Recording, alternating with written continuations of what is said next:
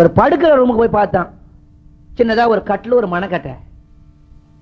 இவனுக்கே ஆஹா, வசதிகள் இவரை நோக்கி இவ்வளவு தேடி வந்தும் அத்தனையும் தியாகம் பண்ணிவிட்டு எப்பேற்பட்ட பெரும் தியாகியாக இருக்கிறார் என்று சந்தோஷப்பட்டான். அன்றைக்கென்று பாருங்கள், கூட்டம் ஜாஸ்தி இல்ல, ஒரு 7-8 பேர் தான் இருந்தாங்க. இவனுக்கு பேச வாய்ப்பு. அவனை திருப்பி பார்த்தார். அன்பனே, உனக்கு என்னை பார்த்து ஏதோ கேட்க வேண்டும் போல் தோன்றுகிறதோ? ஆமாங்க சுவாமி. என்ன விஷயம்ப்பா? சுவாமி, நான் நிறைய சாமியாரை பார்த்திருக்கேன். இந்த சாமியார்களெல்லாம் பார்த்து பார்த்து இவங்க பண்றத பார்த்துதான் சாமியார்களை கண்டாலே பிடிக்காத போச்சு. இப்போ உங்களை பார்த்த பிற்பாடுதான் ஆஹா, நீங்க நிஜமான சாமியார்னு தெரிஞ்சுட்ட. இவ்வளவு நாளா தெரியல.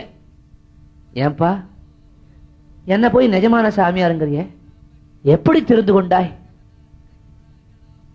என்ன சுவாமி, உங்களை மாதிரி ஒரு தியாகி இந்த உலகத்துல உண்டாங்க. பழமா வருது தூக்கி கொடுத்துறீங்க, பணமா வருது தூக்கி கொடுத்துறீங்க, துணியா வருது தூக்கி கொடுக்குறீங்க. நான் செய்வேனா? என்ன தியாகம், என்ன தியாகம் சொன்ன அப்பா.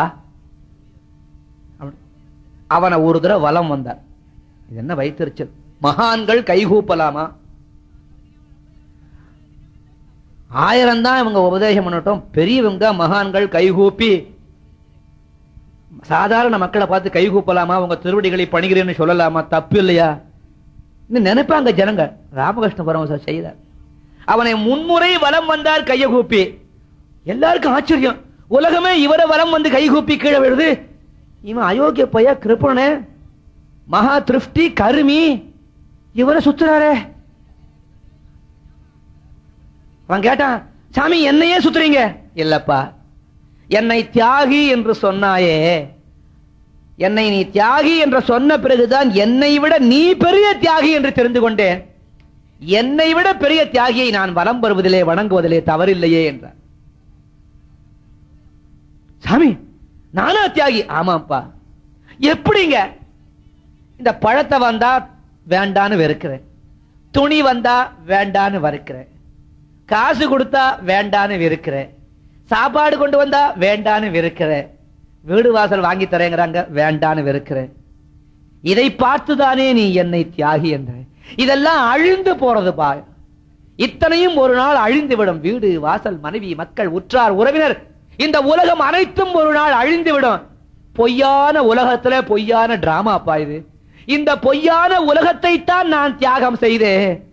ஆனா நீ மெய்யான ஆண்டவனையே தியாகம் செய்துட்டியே. நீ பெரிய தியாகியா, நான் பெரிய தியாகியா? கோவிலுக்கு போறதில்ல, ஆண்டவனை நினைக்கிறது இல்ல, அவனை பத்தி பேசினா அடி உத அவன் வீட்டுக்காரிக்கு. அப்ப பரமாத்மாவையே தியாகம் செய்த நீ பெரிய தியாகியா? அழிந்து போற சின்ன இந்த விஷயங்களை தியாகம் பண்ண நான் தியாகியானார். விழுந்தான் கால்ல. அன்று மாறினான் அவருடைய பிரதம சிஷ்யனார். மகான்கள் கைகூப்பி வணங்கி வேண்டுகோள் விடுக்கிறார்கள் என்றோ அதுல என்னமோ ஒண்ணு பின்னால இருக்கும். அவங்களுக்கு தான் தெரியும் காரணம், மற்றவங்களுக்கு தெரிய முடியாது. அவர் தொண்டன் நேற்றைக்கு போய் கொண்டிருந்த பொழுது நான் என்ன சொன்னேன், அப்படி பேசிக்கொண்டே வந்தோம். என் மகள் இருக்கிறாளே, அவருடைய மனைவி,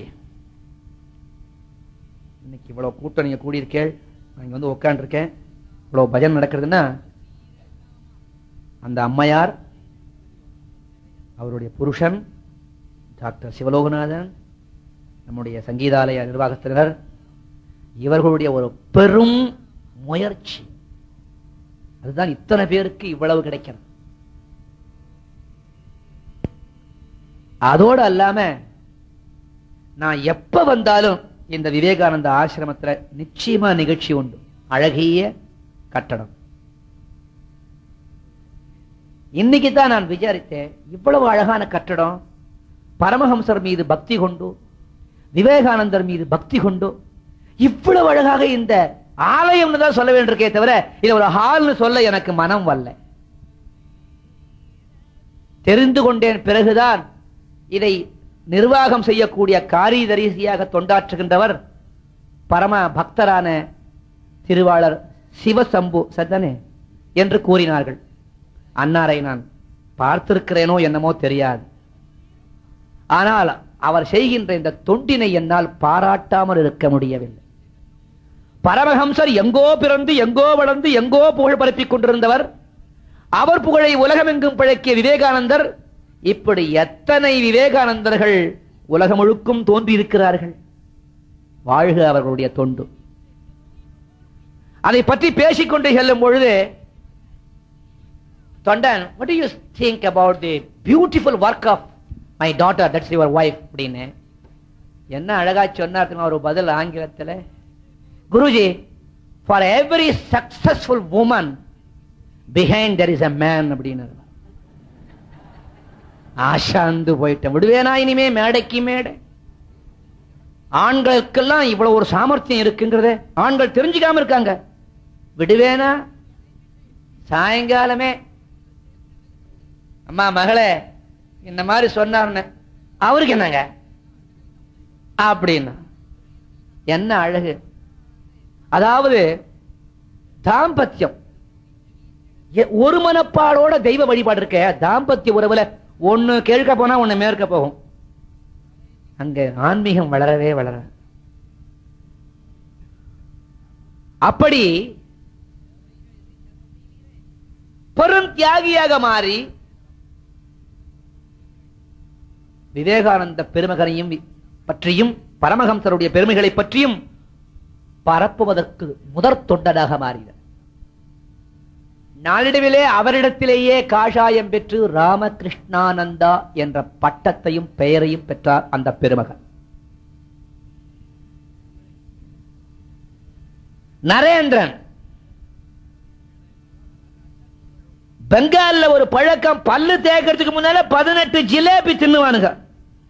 இன்னைக்கும் ஸ்வீட்னா அவ்வளவு உசுறு.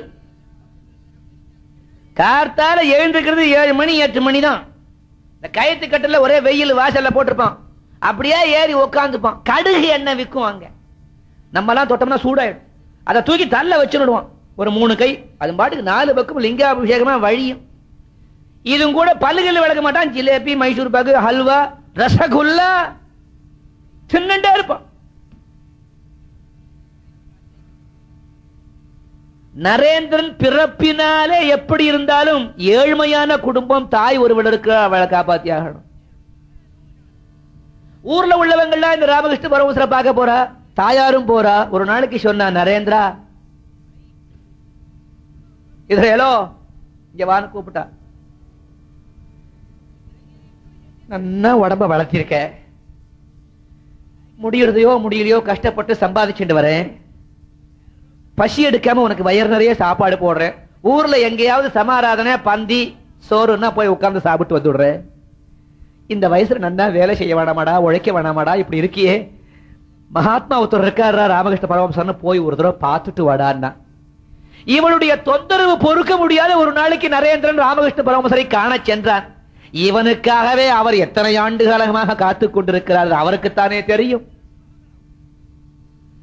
கும்பலான கும்பல். அன்னைக்கு வெள்ளிக்கிழமை அஷ்டமி, காளி உபாசகர் இவர் பூஜை பண்ணிட்டு இருக்கார்.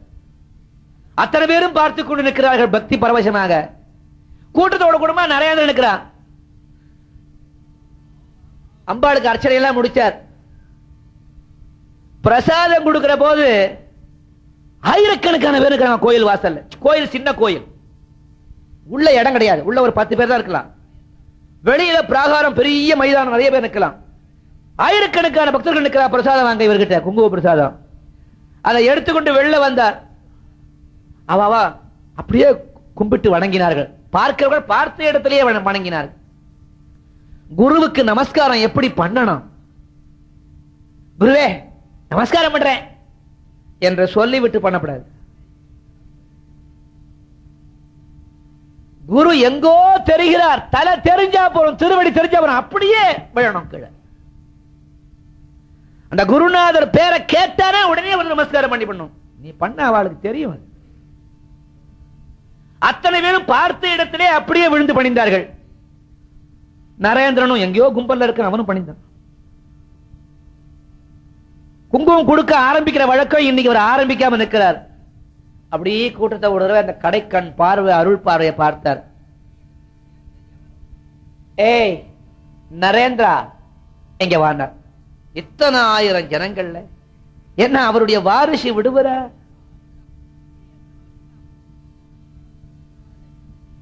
பார்த்தான். எத்தனை நரேந்திரா இருக்கானோ இங்க? ஒன்னதான். வேகமா வந்தான். குங்குமத்தை கையில கொடுக்காம நெத்தியில இட்டார். இவன் வீட்டுக்கு போயிட்டான். சந்தேகம் இந்த பயலுக்கு ராத்திரி பூரா தூக்கம் அல்ல. இருக்கிறவங்களை எல்லாம் விட்டு என்ன எதுக்காக கூப்பிட்டு நெத்தியில திலக்கம் அடிச்சார். சாமியார் தான் மந்திரம் மாயம் போட்டு நம்மளை மயக்கிறாரா? ராமகிருஷ்ண பரமஹம்சர் மேல நரேந்திரன் விவேகானந்தனுக்கு வந்த மாதிரி சந்தேகம் ஒரு பயலுக்கு வராது.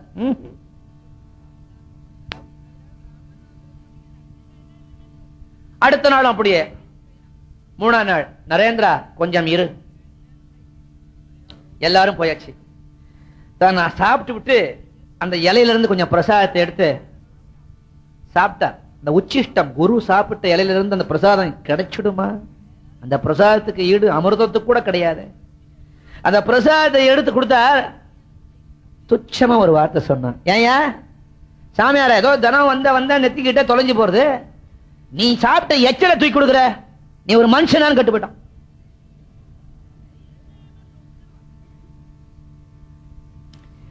எந்த பிரசாதத்தை எச்சில்னு சொல்லி நீ கொடுத்திய மனுஷனான்னு கேட்டானோ அதே நரேந்திரன் விவேகானந்தனா மாறின பாடு இவனை சோதிக்க எண்ணி பெரும் நோயை வரவழைத்துக் கொண்டு கால் கெட்ட வரலிருந்து புழுக்களாக சீல வெளியில வரும். வழிச்சு வழிச்சு குடிச்சான் அந்த விவேகானந்தன். எப்ப எச்சல்னு சொன்னானோ அவன் அவர் உடம்புல இருந்து வேர்வையை முதல் கொண்டு வழிச்சு குடிக்க ஆரம்பிச்சான். ஞானம் பெற்றதும் புரிந்து கொண்டான் குருவின் பெருமையை. வீட்டுக்கு போனா அம்மாண்ட கச்சா முச்சான சத்தம் போட்டான். அடப்பாவி, எவ்வளவு பெரியவர் மகாத்மா, அவர் சாப்பிட்ட பிரசாத தட்டுல இருந்து இந்த பிரசாதம் கிடைக்கிறத கொடுத்து வச்சிருக்கா. அடப்பாவி, ஐயோ நீ நல்லபடிக்கு இருக்கணுமே இருந்தானடா உன்னை அனுப்பிச்சு இப்படி ஆயிட்டியே. சதான் போமா. ராத்திரி பூரா அம்மா சொன்னது வேற ஒரு பக்கம். இனிமே போக கூடாது. அந்த சாமியாருக்கு நமக்கு இனிமே தொடர்பு கிடையாது, வேண்டாம். ஒரு நாள் கட்டு பண்ணா, 2 நாள் ஆச்சு. 3ஆம் நாள் இருக்க முடியல. என்னமோ பண்ணிட்டான் அந்த மனுஷன். நான் போய் பார்த்து வரேன். போனான். கோவம் கட்டுக்கிட்டு போனான். சாமியார, நான் உங்க கூட கொஞ்ச நேரம் பேசணும். அமைதியா இருப்ப. அதெல்லாம் முடியாது, இப்பவே பதில் சொல்லு. நான் வீட்டுக்கு போனா நிம்மதி கிடையாது. ஒழுங்கா சாப்பிட்டுக்கிட்டு இருந்தேன், ஒழுங்கா தூங்குவேன். தூங்கினா என்னமா தூங்குவேன் தெரியுமா? யோ, உன்னை நான் என்னைக்கு பார்த்தேனோ அன்னையிலிருந்து என் தூக்கமே போச்சுயா. ஏய்யா நீ என்னையா பண்ண? என்ன ஸ்ட்ரைட்டா கேட்ட. நரேந்திரா, உன்னை நான் என்னப்பா பண்றேன்? நான் உன்னை ஒண்ணும் பண்ணலப்பா. வேணுமானா அவளை கேளு. ஆமா, கல்லு விக்கிற சிலை, அவளை கேட்கிறேன். போயிட்டான். போற வழியிலே ஒரு 4 பேசிக்கொண்டு சென்றனர். எங்க இன்னைக்கு பரமேஸ்வர் பூஜையில இருந்து வரத்துக்கு ரொம்ப நேரம் ஆச்சா? ஏன்? கதவை சாத்திடுவார். உங்களுக்கு தெரியாதா? அவர் பூஜை செய்யற போது சிலை வடிவம் மாறி அம்பாள் பிரத்யட்சமா நேர வருவா. அப்படியே ஆனந்தமா நேருக்கு நேர் பேசுவார். அது முடிந்த பிற்பாடுதான் கதவை திறந்து வருவார். என்னது, அம்பாள் பிரத்யட்சமா நேர வருவாங்களா? இது நரேந்திரன் காதுல விழுந்தது. இவங்க என்ன கதை விடுறாங்களா? இந்த மாதிரி ஊர்ல உள்ள பசங்கள்லாம் இந்த சாமியார் ஒண்ணும் இல்லாட்டாலும் இவங்களா தூக்கி திருச்சி கிரிச்சி, ஆஹா அவர் அத்தை பண்ணி விட்டாரு, ஆஹா அவர் இத்த பண்ணி விட்டாருன்னு. பாவம், அவனை ஒண்ணும் இல்லாதவனை தூக்கி கோபோல்னு மேல வச்சு இந்த சாதாரண ஜனங்களும் அதுவும் நஜந்தானு, சாமி எனக்கு அத்தை பண்ணு, சாமி எனக்கு இத்த பண்ணுன்னு அவன் இவன் சொத்தை வாங்கிட்டு போயிடுவான். அப்படித்தான் இந்த ஜனங்க ஏதோ பண்றாங்க.